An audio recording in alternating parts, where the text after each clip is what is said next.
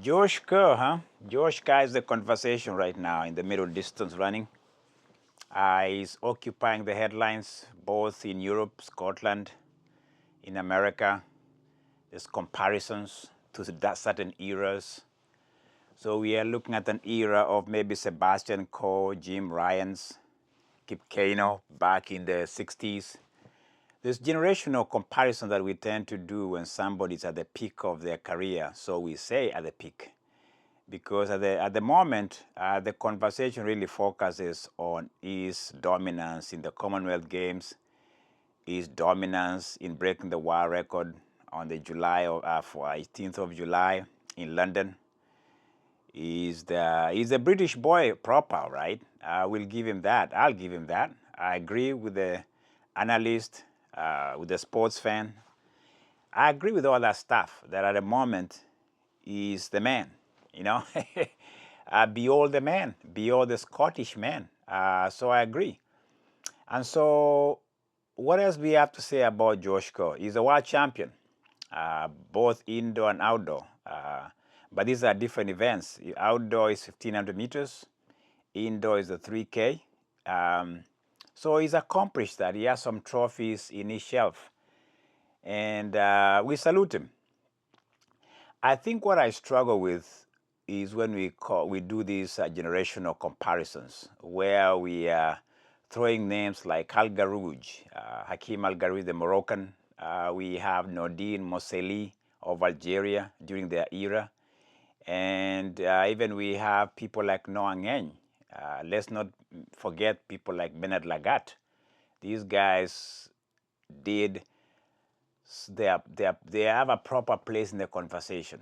Let's not ignore all the protagonists that made those guys be. And then we have Famin Cacho, the 1992 gold medalist in Barcelona, who closed that last 400 meters in a 50 seconds or something like 50.45. So we have these great names. And so the conversation should be inclusive, but comparing generational performance is never fair. I'll tell you this, even in any sports, you cannot compare generation because certain elements, certain ingredients are in place for those guys to succeed. Either it's the competition that was there, if you look at certain people in that era. And if you want to, let's just talk of Josh Kerr. Let's talk of what he has accomplished per se. The team that he has assembled, the sponsorship of Brooks, the coaching techniques that have maybe moved up a notch in science, in nutrition, and let's put it here, 2% factor here. 2% factor is the shoes that they are racing in right now. The design, the details, the technology that goes into it. So you have all these things that have elevated Josh Kerr to be above everybody else at the moment. But I don't think he's shoulder above everybody else. Because if I was to even interrogate Josh Kerr a little bit closer, let's put Jacob Ingebrigsten at his best at the moment. Let's not discount that at his best, at his physical best, without the injuries. Could he be the man we are talking about in the mile? That's just hypothetical. You see, so everything we do in comparison is very hypothetical. We are not really sure what could have happened is if everything was equal. That's what we are saying. If everything was equal, it's all these runners we mentioned that were great at their time were here. Could Josh Kerr be able to be the best? And that is almost something we cannot truly understand or even come to a conclusion. As I say, it's hypothetical. So we just say if. And when you say if, what you come up at the end does not really, make sense. You just hope that's exactly. Like I say, if everything was equal, if everything was in the same playing field, running field, would Josh Kerr be the best at this time, at this moment? People might say he might be, but I think that is just stretching and trying to be maybe to be a fan of Josh Kerr, and I come across as not being his biggest fan. Maybe I have a bias when I look at his performance, maybe his personality, and maybe the country he comes from. I've spoken about that, the empire and the monarchy. Maybe I have a disdain, a disgust, or just a dislike. But that's just my opinion. So I cannot compare Nordin Mosseli with Josh Kerr. I cannot compare Hakim Al Garouj of Morocco with Josh Kerr. I cannot compare people like, even let's go back as Sebastian Coe at this time with Josh Kerr. You can't do that. The reason why I can't do that is you're assuming everything is equal. You're assuming those guys were exposed to the technology, the nutritional component that has come into play, how people eat, how people train, how it is controlled. It's almost like a science project. Those guys, if we look back at how they used to do things, they were very raw, they were very organic. It's more of what they had. Let's even not add to the fact that maybe the shoes were not these great shoes that have really improved their performance and the recovery of runners as a race. We can talk of Eliud Kipchoge shoes, Sebastian Sawe shoes, now Josh Kerr. It's becoming the shoe era, the era whereby technology has given us a boost, a 1 to 2% improvement. So what I'm trying to say here is that it's not. I think we try to create a narrative, which is good for sports. That's the conversation point. And you can say all you want. People even have compared their closing speed. I think sitting here right now, I think the best closure in the distance running that I've known of since I've been a student of the sport was Nordin Mosseli. This guy could close with a 51, a 50. A 53, 52 was nothing to him. This guy could shift.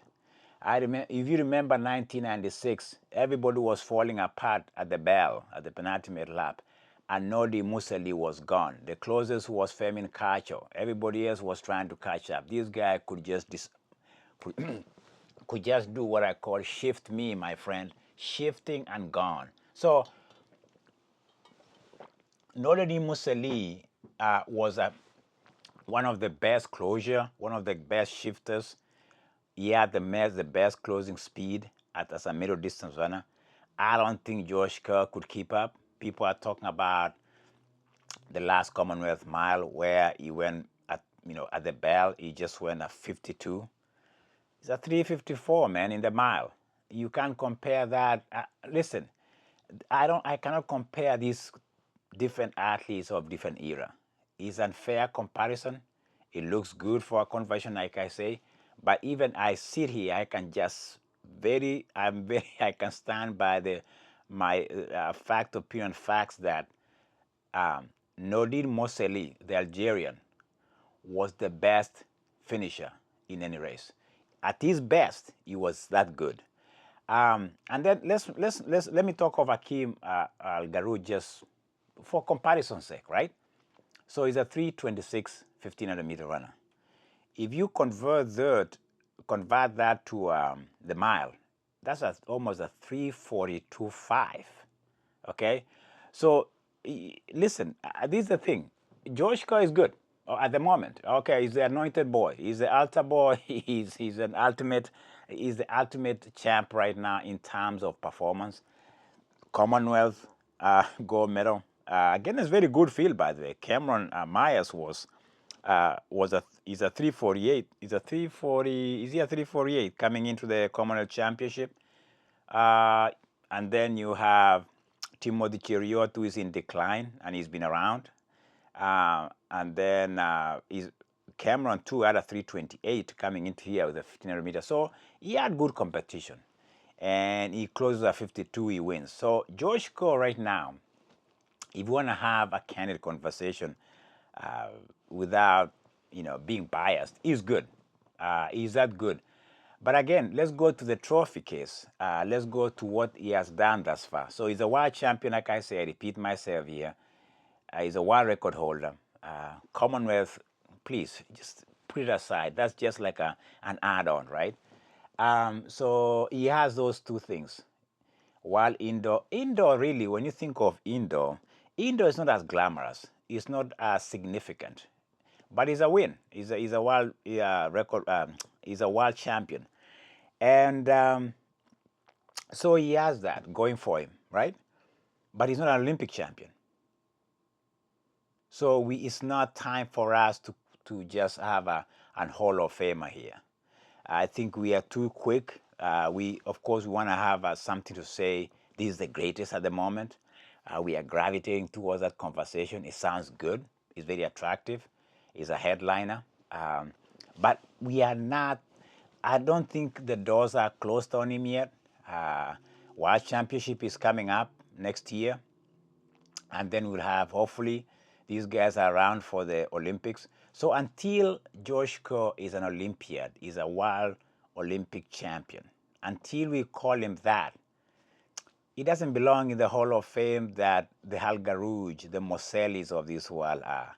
So I think we are, the generational comparison that we are trying here, we are trying to compare this era. It sounds good on paper. It sounds good for us to go back and forth in our podcast and our banter systems that we have here. But I don't think he's there yet. World champion is not good enough for me. A world record holder, okay, it gives him a little bit of an edge here. But okay, if you look at Al Guerrouj, man, that guy is a double gold medal, okay? And he has silver in the 15. This guy he could have won all those medals. He could have won gold medals in Sydney, but no, Nguyen could not let him. Okay, so he got silver. Okay, he fell short there. And then he redeems himself 4 years later in Athens. You have to give this guy his flowers, man. He's still a world record holder in the 1500 meters. Even the mile, to me, if you see the 3:43.4 that he has, that is still up there. So he's the second best of all time, right?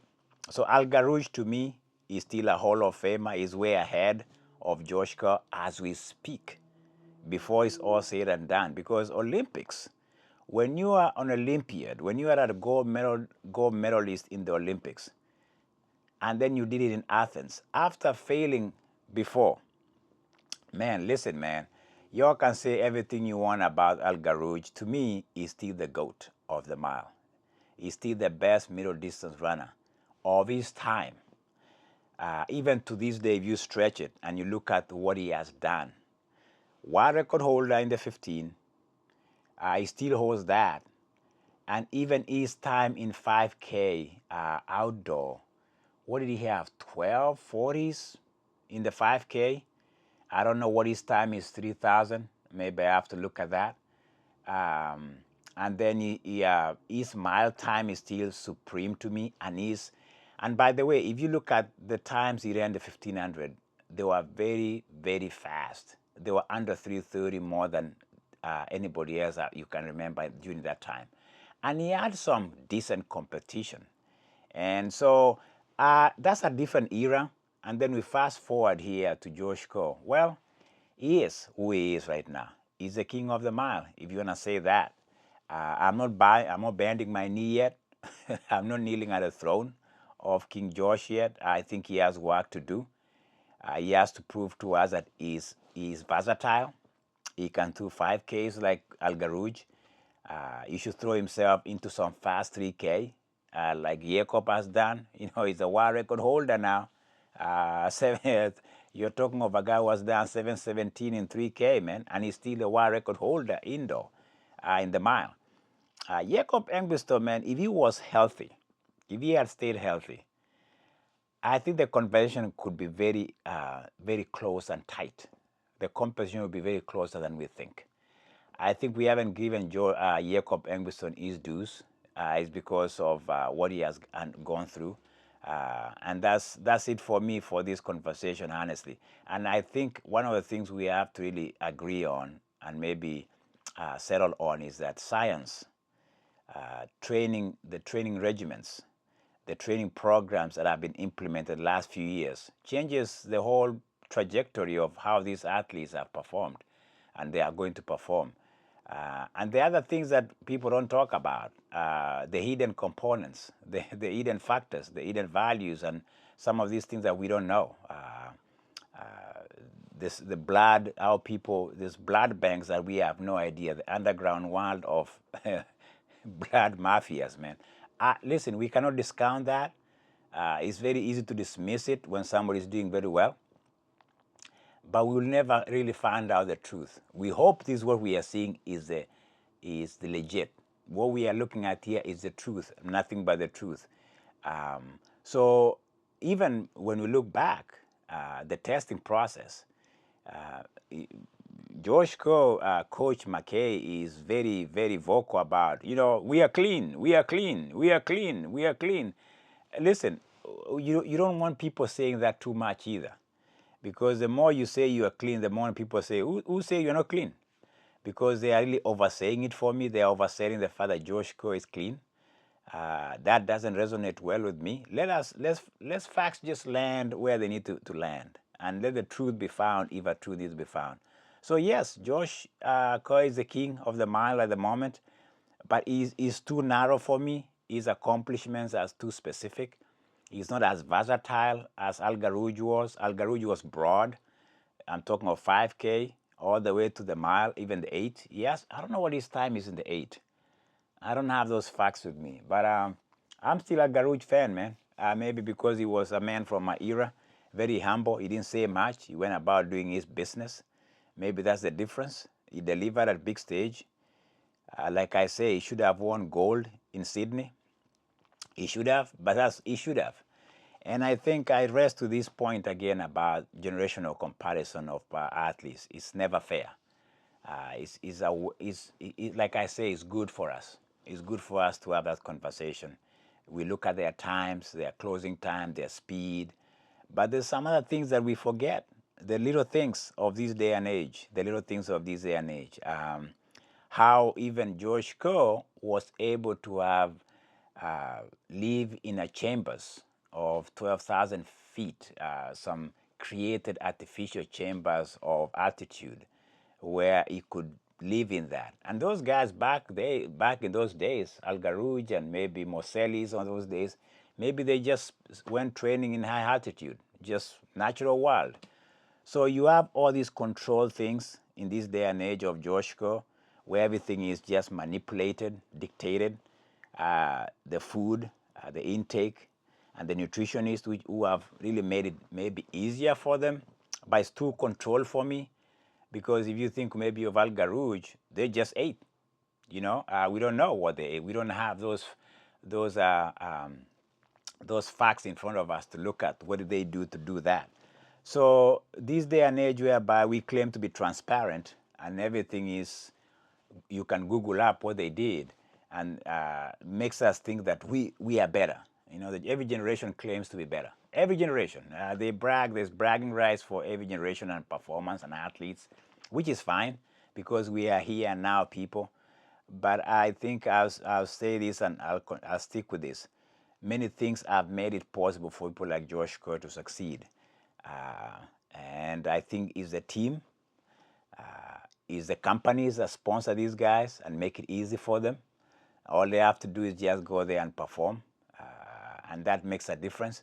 And what's shocking to me is the incentives or the price that World Athletics offers to athletes. $50,000 for world record, huh?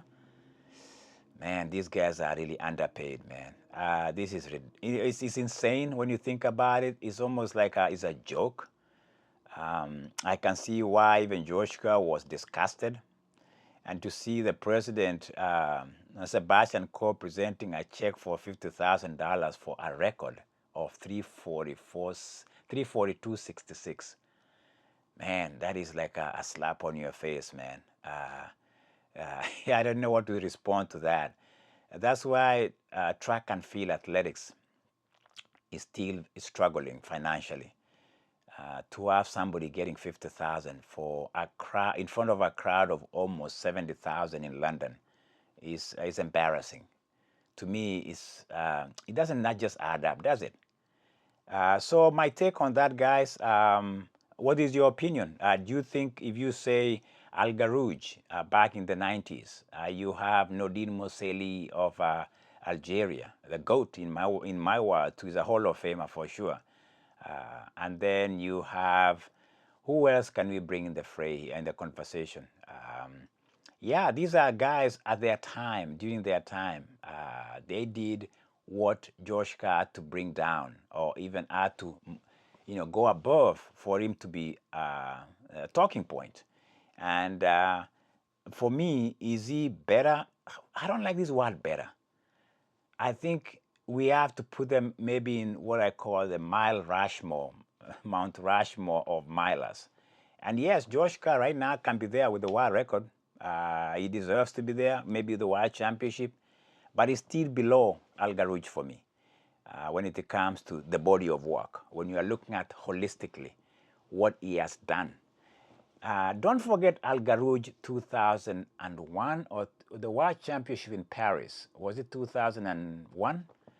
It was Al Guerrouj, the best 5,000 meter final you'll ever see. Al Guerrouj, Eliud Kipchoge, and Kenenisa Bekele of Ethiopia. If you have never seen that clip, if you ever seen that race, just kick your shoes off, find it, and have it on a big screen and enjoy it. Because that is one of the best 5,000 meter final you can ever see. And guess who is in that race?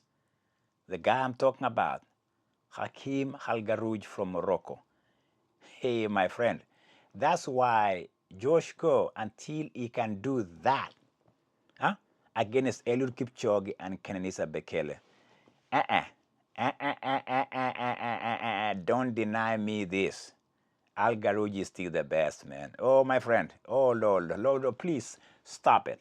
In fact, I didn't see that until it dawned on me. That race separates Al Guerrouj from boys, like even Josh Kerr. That race, that event, that magnitude of, hey, my friend, 5,000. Let me be sure I have my facts correct, because I forgot how big that race was in my world. And let me tell you how good that race was. Which year was that? Was it, let me see. The final World Championship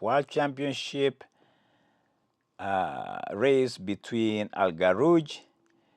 Eliud Kipchoge won that. In fact, Kipchoge 5K. Kipchoge.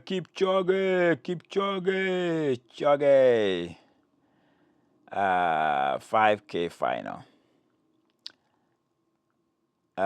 With Al Guerrouj, with the Kenenisa.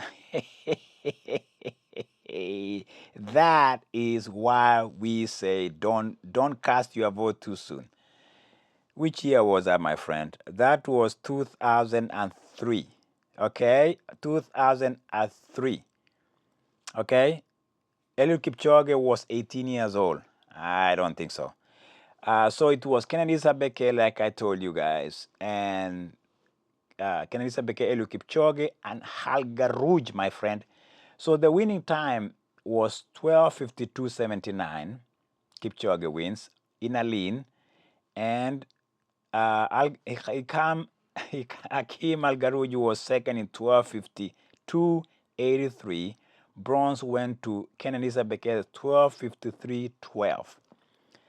That to me is, if you have to cast your vote, the deciding vote will be that event, 5,000 meters. If you are going to compare Josh Kerr and Al Guerrouj of Morocco, that separates them. That is my vote right there, because that is as good as a race you can see, and you are looking at the top dogs in middle distance.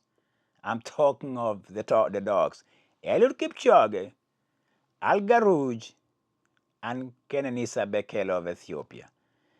And Josh Kerr just disappears in my radar when you watch that race. That is my take, man. What do you think? I like to hear from you. Athletics Without Boundaries, man. Cast your vote. Al Guerrouj versus Josh Kerr. I don't like the comparison. I don't care for it, but we can talk about it. Shall we? Shall we talk about it? Yes, we can, because we are free people to have a conversation. It's worth it. Like I say, I'll give Josh his flowers at the moment. I don't mind him being the darling of the tabloids and the newspapers in Scotland and England and the world all over. He's a back-to-back winner in Commonwealth, world record holder. But we cannot compare him to Al Guerrouj, man. It's not even a comparison worth a conversation. It's not gonna stand the test of facts. Facts are proving to me they are, in fact, that what I just read you separates the boy from the man. It was your man talking from the couch, man. I love this environment. Love you guys. And you know what? You know what time it is? It's time to say bye-bye, man. But don't forget to click the like button. And your comments are always welcome about the milers, the Moselis, Famin Cachos, Noah Ngeny, Benalagat, Moselis, man. We've had a crop of milers that you can talk to me until I can have this conversation with you just straight up, man, until the sun goes down over some nice glass of whatever you're gonna drink. I'll buy you that, that's for sure. We can talk about it, have some reminiscing, looking back at championship, looking at Sydney, 5,000 meters, no, 1,500 meters, Bernard Lagat, Noah Ngeny going for the throat of Al Guerrouj. We can have a conversation, man. So listen, right now, we have one king. We can only have one king at a time in every generation. One passes away or they retire. Another one is ascends to the throne. But I'm not going to put Josh Kerr there by himself, man. I think Jakob Ingebrigsten has had misfortunes the last 1 year or so. I think people tend to forget him quickly because he's a Viking. And we have, of course, we love London. People love London. It's a hub.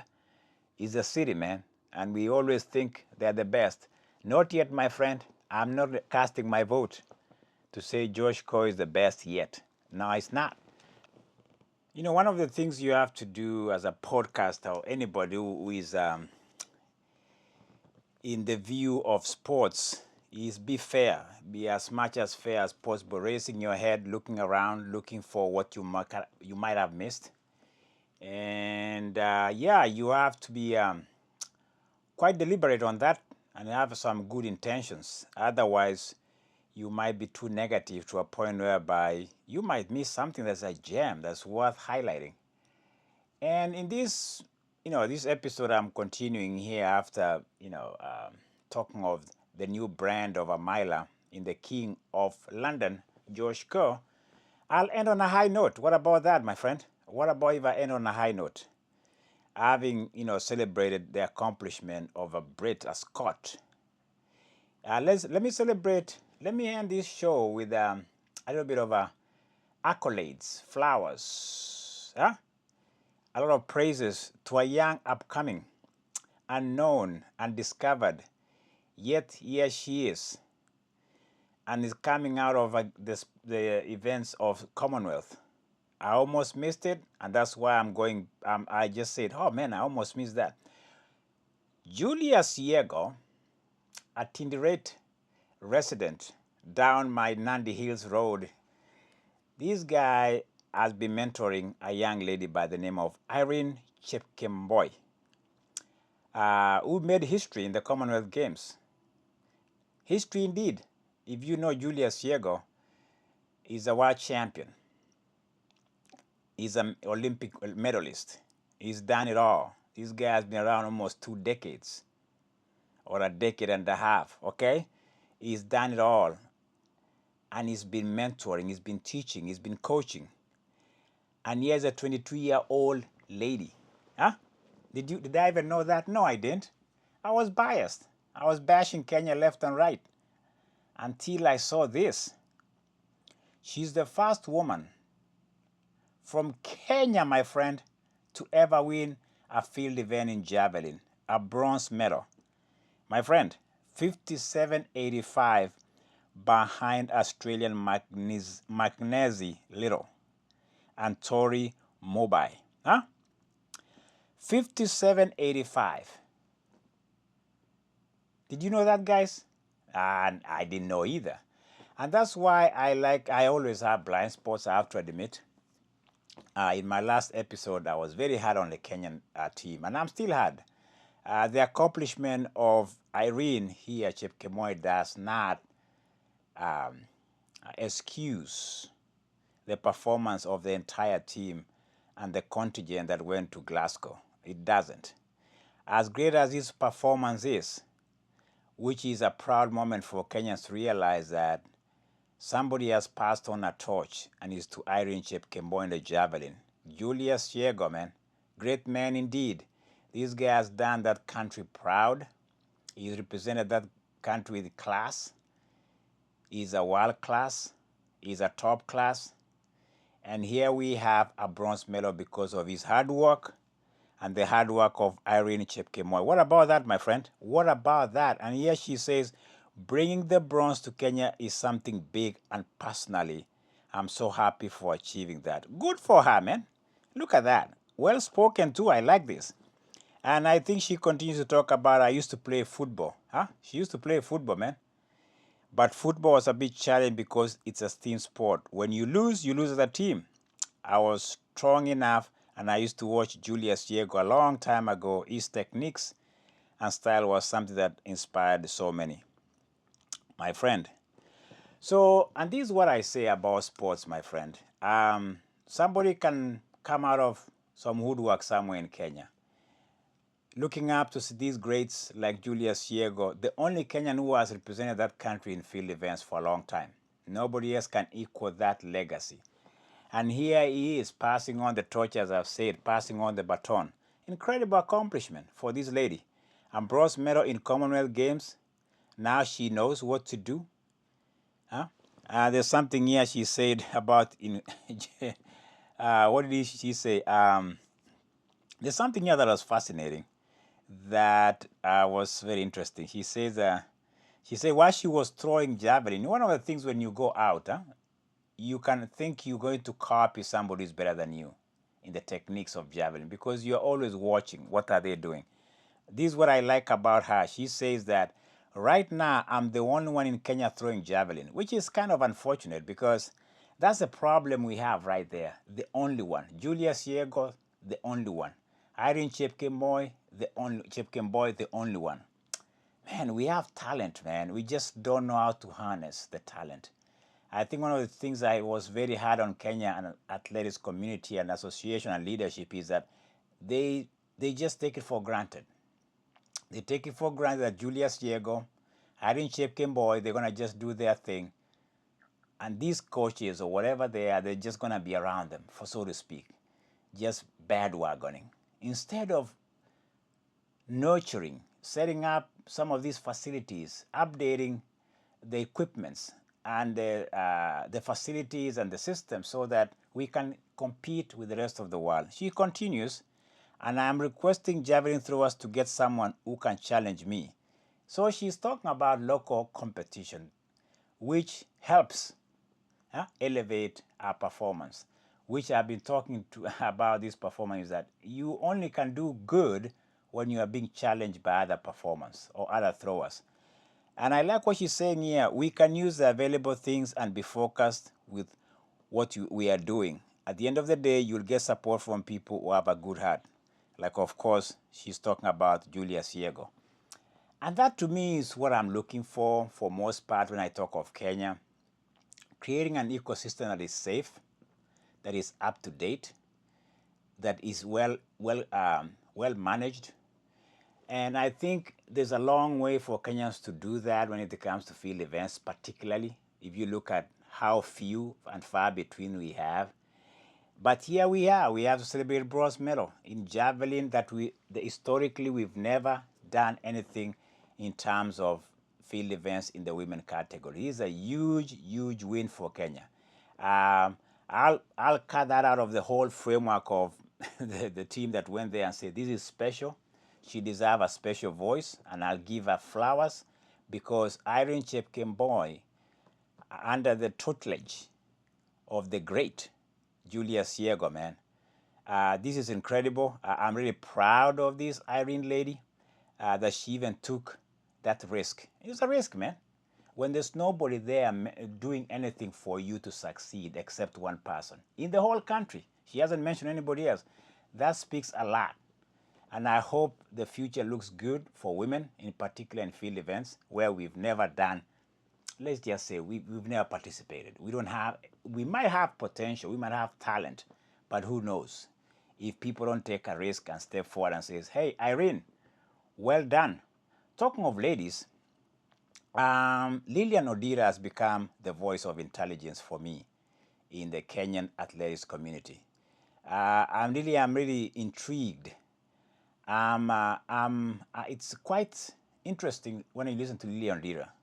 I say interesting because she's very insightful, very present, very thoughtful lady, well-spoken. Like I say, a voice of intelligence. I have to give her that, very coherent. She speaks with some sense of she knows stuff. And she spoke about the final in the 800 meters, and this is where I back off a little bit and try to this is what I wanted to hear from an athlete. In the 10K, one of the losers in the 10K man said the race was okay, and he didn't medal. When you say it's okay, maybe some of these young athletes in Kenya, I have to give them a break. Self-expression is not part of their cup of tea, okay? So I understand that. They struggle to speak sometimes and narrate or, speak or explain themselves. They struggle to put things together. Most when there's a camera in front of them. And some of these questions, they don't have the articulation to do it. I get that, so I'll give them a break. But let me go back to Lina Odira. She spoke about the tactical error she did in the 800 meters. Remember, I've watched Odira. She's not a front runner. She never takes the lead. She never takes the race by its horns, so to say. She doesn't lead from the front. But she knows when to win, when to move in and go for the throat against the opponents. You watched that in the World Championship. In Eugene, she came back on Kelly Atchison and beat her. That's our way of racing. And she miscalculated everything in Glasgow, and she says that it was an error on her part. She's taking responsibility. She says that she's going to learn to do better because she gave Georgia Hunter Bell a lot of space, a lot of gap. By the time she was going for it, it was too late. Of course, she gets a silver, which was disappointing.